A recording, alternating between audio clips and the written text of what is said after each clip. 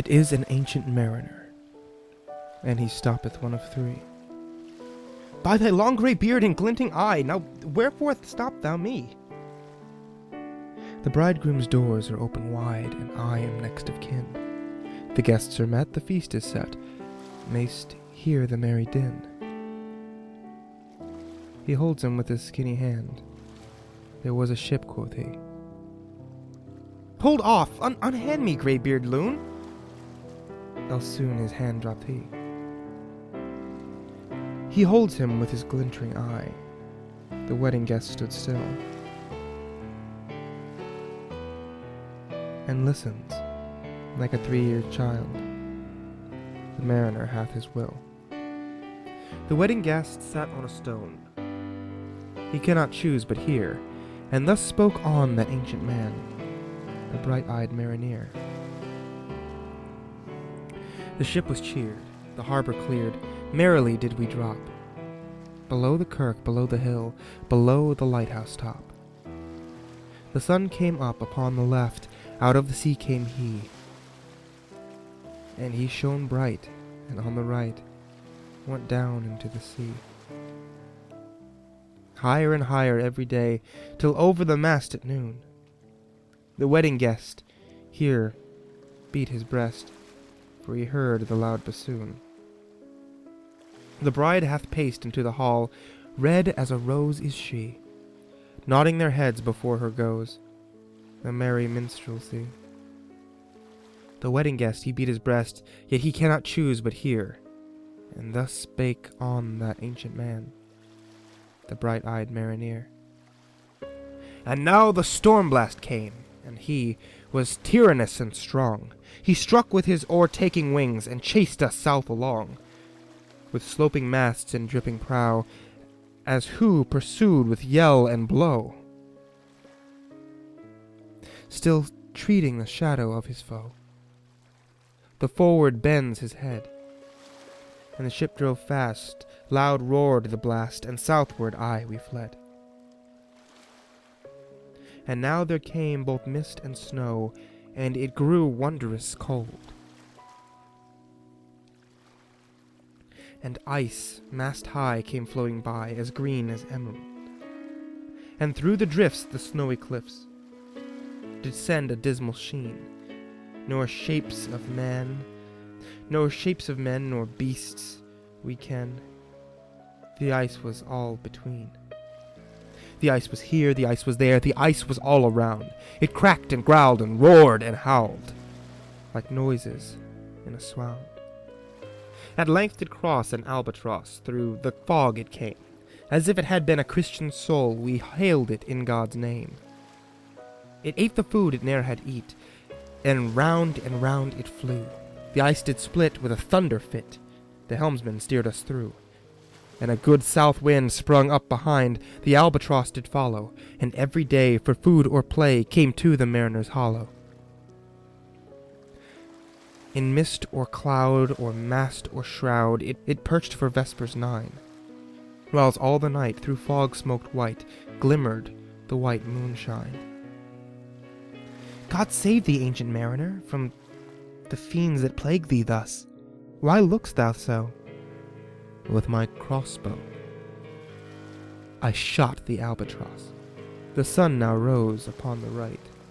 Out of the sea came he, still hid in mist, and on the left went down into the sea.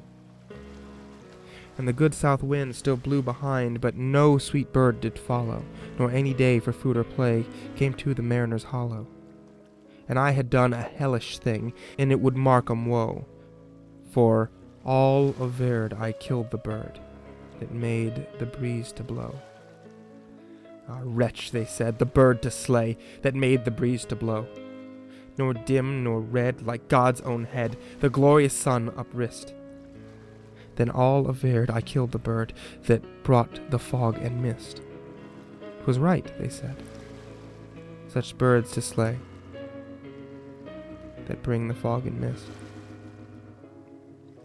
The fair breeze blew, the white foam flew, the furrow followed free. We were the first that ever burst into the silent sea. Dawn drops the breeze, the sails drop down. 'Twas sad as sad could be, and we did not speak only to break the silence of the sea. All in a hot and copper day, the bloody sun at noon, right up above the mast did stand, no bigger than the moon. Day after day, we stuck, nor breath nor motion, as idle as a painted ship upon a painted ocean. Water, water everywhere, and all the boards did shrink. Water, water everywhere, nor any drop to drink. The very deep did rot, oh Christ, that ever this should be. Yes, slimy things did crawl with legs upon the slimy sea. About, about, in reel and rout, the death fires danced at night. The water like a witch's oil burnt green and blue and white. And some in dreams assured were of the spirit that plagued us so. 9 fathoms deep he had followed us from the land of mist and snow. And every tongue through utter rot was withered at the root. We could not speak no more than if we had been choked with soot. Ah, well a day, what evil looks had I from old and young.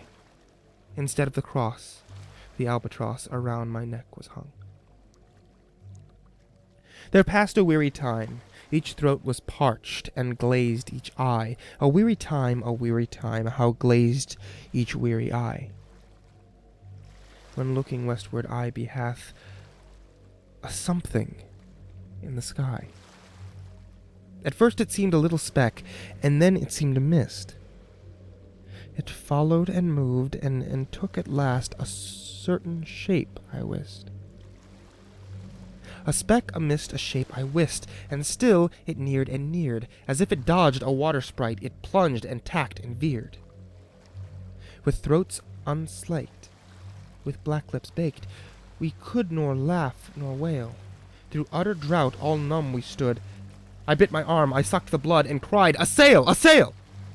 With throats unslaked and black lips baked, agape they heard me call. Grimacy, they for joy did grin, and all at once their breath drew in, and as they drank all, as they were drinking all, "See, see," I cried, "she tacks no more, hither to work us wail, without a breeze, without a tide. She steadies, with upright keel." The western wave was all aflame, the day was well nigh done. Almost upon the western wave rested the broad bright sun, while the strange ship drove suddenly betwixt us and the sun, and straight the sun was flecked with bars. Heaven's mother sent us grace, as if through a dungeon grate he peered, with bored and burning face. Alas, thought I, as my heart beat loud, how fast she nears and nears. Are those her sails that glance in the sun like restless gossameres? Are those her ribs through which the sun did peer as though a grate? Is that woman all her crew? Is that death? And are there two? Is death that woman's mate? Her lips were red. Her looks were free. Her locks were yellow as gold. Her skin was as white as leprosy. The nightmare life in death was she, who thick men's blood was cold. The naked hulk alongside came, and the twain were casting dice. "The game is done! I've won! I've won!" quoth she, and whistles thrice. The sun's rim dips, the stars rush out. At one stride comes the dark, with far-heard whispers o'er the sea. Off shot the spectre's bark. We listened and looked sideways up. Fear at my heart as at a cup my lifeblood seemed to sip. The stars were dim and thick the night. The steersman's face by his lamp gleared white. From the sails the dew did drip, till clomb above the eastern bar the horn moon with one bright star within the nether tip. One after one by the star-dodged moon, too quick for groan or sigh, each turned his face with a ghastly pang, and cursed me with his eye. 4 times 50 living men, and I heard nor sigh nor groan. With a heavy thump, a lifeless thump, they dropped down one by one. The souls did from their bodies fly, they fled to bliss or woe, and every soul it passed me by, like a whiz of my crossbow. I fear thee, ancient mariner, I fear thy skinny hand, and thou art long and lank and brown, as if the ribbed sea sand. I fear thee and thy glittering eye, and thy skinny hand so brown. Fear not, thou wedding guest, this body drops not down. Alone, alone, all alone, alone on a wide, wide sea. And never a saint took pity on my soul in agony. The many men so beautiful, and they all dead did lie, and 1,000 slimy things lived on, and so did I. I looked upon the rotting sea, and drew my eyes away. I looked upon the rotting deck, and there the dead men lay. I looked to heaven and tried to pray, but where never a prayer had gushed, a wicked whisper came and made my heart as dry as dust. I closed my lids and kept them closed, and the balls like pulses beat. For the sky and the sea, and the sea and the sky, lay dead like a load on my weary eye, and the dead were at my feet. The cold sweat melted from their limbs, nor rot nor reek did they. They look with which they looked on me had never passed away. An orphan's curse would drag to hell a spirit from on high, but oh, more horrible than that is the curse in a dead man's eye. 7 days, 7 nights I saw that curse, and yet I could not die.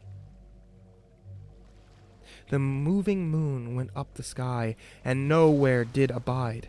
Softly she was going up, and a star or two beside. Her beams bemocked the sultry main, like April hoarfrost spread. But where the ship's huge shadow lay, the charmed water burnt away. And still, a still and awful red. Beyond the shadow of the ship I watched the water snakes. They moved in tracks of shining white, and where they reared the elfish light, fell off in hoary flakes. Within the shadow of the ship I watched their rich attire. Blue, glossy green, and velvet black, they coiled and swam, and every track was a flash of golden fire. Oh, happy living things, no tongue their beauty mighty declare. Oh, happy living things, no tongue their beauty might declare. A spring of love gushed from their heart, and I blessed them unaware. Sure my kind saint took pity on me, and I blessed them unaware. The self-same moment I could pray, and from my neck so free, the albatross fell off, and sank into the sea, and sank like lead into the sea. Oh, sleep! It is a gentle thing, beloved from pole to pole. To Mary Queen the praise be given. She sent the gentle sleep from heaven that slid into my soul. The silly buckets on the deck that had so long remained, I dreamt that they were filled with dew, and when I awoke, it rained. My lips were wet, my throat was cold, my garments all were dank. Sure, I had drunken in my dreams, and still my body drank. I moved and could not feel my limbs. I was so light almost. I thought that I had died in sleep and was a blessed ghost. And soon I heard a roaring wind. It did not come anear, but with its sound it shook the sails that were so thin and sere. The upper air burst into life, and 100 fire-fangs sheen. To and fro they were hurried about, and to and fro and in and out the wan stars danced between. And the coming wind did roar more loud, and the sails did sigh like said. and the rain poured down from one black cloud. The moon was at its edge. The thick black cloud was cleft, and still the moon was at its side. Like waters shot from some high crag, the lightning fell with never a jag, a river steep and wide. The loud wind never reached the ship, yet now the ship moved on. Beneath the lightning and the moon, the dead men gave a groan. They groaned, they stirred, they all uprose, never spoke nor moved their eyes. It had been strange, even in a dream, to have seen those dead men rise. The helmsman steered, the ship moved on, yet never a breeze up blew. The mariners all gain worked the ropes. Where they were won't do. They raised their limbs like lifeless tools. We were a ghastly crew. The bodies of my brother's sons stood by me, knee to knee. The body and I pulled at one rope, but he said naught to me. I fear thee, ancient mariner. Be calm, thou wedding guest. 'Twas not their souls that fled in pain, which their corpses came again, but a troop of spirits blessed. For when it dawned, they dropped their arms and clustered round the mast. Sweet sounds rose slowly through their mouths and from their bodies passed. Around, around flew each sweet sound that darted to the sun. Slowly the sounds came back again, now mixed, now one by one. Sometimes a dropping from the sky I heard a skylark sing. Sometimes all little birds that are, how they seem to fill the sea and air with their sweet jargoning. And now 'twas like all instruments, now like a lonely flute, and now it is an angel's song that makes the heavens to be mute. It ceased, yet still the sails made on, a pleasant noise till noon, a noise like a hidden brook in the leafy month of June. To the sleeping woods all night singeth a quiet tune. Till noon we quietly sailed on, yet never a breeze did breathe. Slowly and smoothly went the ship, moved onward from beneath. Under the keel 9 fathom deep, from the land of mist and snow, the spirit slid, and there was he that made the ship to go. The sails at noon left off their tune, and the ship stood still also. The sun, right above the mast, had fixed her to the ocean, but in a minute she gained stir with a short uneasy motion. Backwards and forwards, half her length, with a short uneasy motion. Then like a pawing horse let go, she made a sudden bound.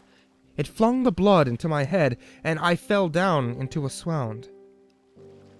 How long in that same fit I lay, I have not to declare, but ere my living life returned, I heard in my soul discern 2 voices in the air. Is it he, quoth one, is that the man, by him who died on cross? With his cruel bow he laid full low the harmless albatross. The spirit who bindeth himself in the land of mist and snow. He loved the bird that loved the man who shot him with his bow.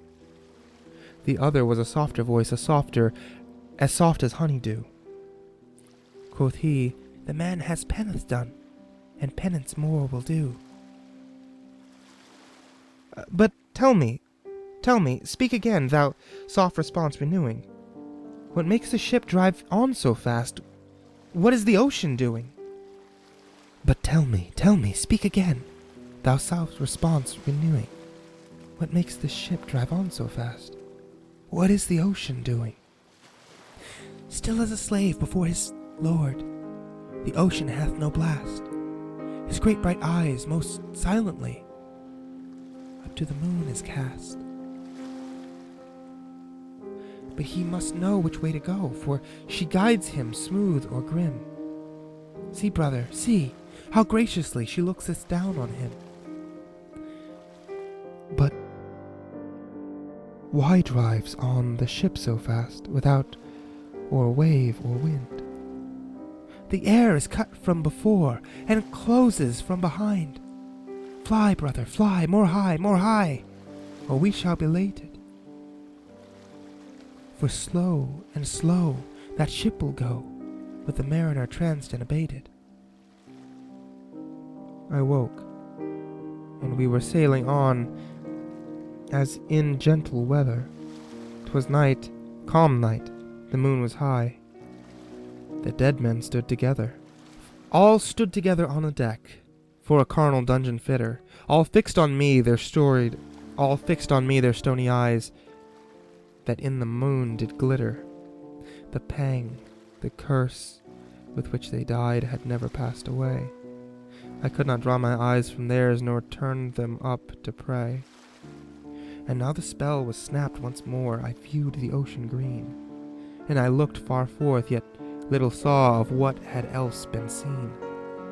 Like one that on a lonesome road doth walk in fear and dread, and having once turned round walks on, and turns no more his head, because he looks a frightful friend, doth closed behind him tread. But soon there breathed a wind on me, nor sound nor motion made. Its path was not upon the sea, in ripple or in shade. It raised my hair, it fanned my cheek, like a meadow gale of spring. It mingled strangely with my fears, yet it felt like a welcoming. Swiftly, swiftly fell the ship, yet she sailed softly too. Sweetly, sweetly blew the breeze. On me alone it blew. Oh, dream of joy! Is this indeed a lighthouse top I see? Is that a hill? Is this the kirk? Is this my own country? We drifted o'er the harbour bar, and I with sobs did pray, oh, let me be awake, dear God, or let me sleep always. The harbour lay was clear as glass. The harbour bay was clear as glass, so smoothly it was strewn. And on the bay the moonlit lay, in the shadow of the moon. The rock shone bright, the kirk no less, that strands above the rock, the moonlight steeped in silentness, the steepness weathercock. And the bay was white with silent light, till rising from the same, full many shapes that shadows were, in crimson colours came. A little distance from the prow those crimson shadows were. I turned my eyes upon the deck. Oh Christ, what I saw there! Each corpse lay flat, lifeless, and flat, and by the holy rood, a man, a light, a seraph man on every corse they stood. This seraph band each waved his hand, it was a heavenly sight. They stood and signaled to the land, each one a lovely light. This seraph band each waved their hand, no voice did they impart. No voice, but oh, the silence sank like music on my heart. But soon I heard the dash of oars. I heard the pilot's cheer. My head was turned perforce away, and I saw a boat appear. The pilot and the pilot's boy, I heard them coming fast. Dear Lord in heaven, it was a joy! The dead men could not blast.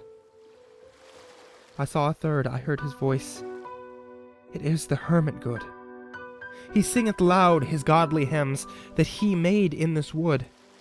He'll shrieve my soul, he'll wash away the albatross's blood. This hermit good lives in that wood, he slopes down to the sea. How loudly his sweet voice he rears, he loves to talk with mariners that come from far country. He kneels at morn and noon and eve, he has a cushion plump. It is the moss that wholly hides the rotted old oak stump. The skiff boat neared, I heard them talk. Why, this is strange, I trow. Where are those lights so many and fair, that signal made but now? Strange by my faith, the hermit said, and they answered not our cheer. The planks look warped, and I see those sails, how thin they are and sere. I never saw aught like them, unless perchance it were brown skeletons of leaves that lag my forest brook along. When ivy tod is heavy with snow, and the owlet swoops to the wolf below, that eats the she-wolf's young. Dear Lord, it hath a fiendish look, the pilot made reply. I am afeard. Push on, said the hermit cheerily. The boat came closer to the ship, but I nor spake nor stirred. The boat came close beneath the ship, and straight a sound was heard. Under the water it rumbled on, still louder and more dread.